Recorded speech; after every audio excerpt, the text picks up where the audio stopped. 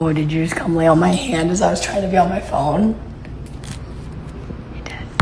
You're straight up. Hey. Oh. Yeah. Is that how you're feeling? Oh. Hi.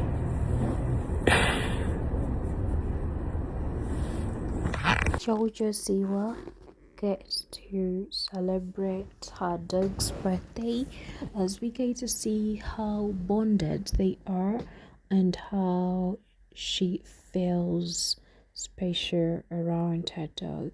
So this shows us that this is such an amazing bond, having a lovely dog that really adores you and you're definitely celebrating its birthday.